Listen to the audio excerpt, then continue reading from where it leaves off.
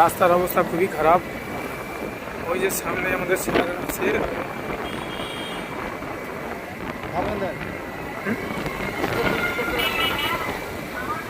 এখানে জিতেন্দ্র, তারপরে জিতেন্দ্র আছে পেছনে।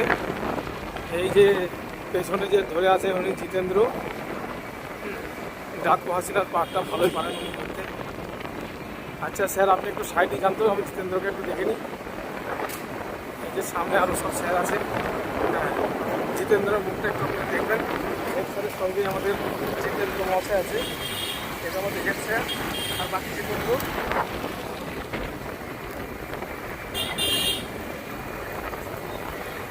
যাচ্ছি করলাম।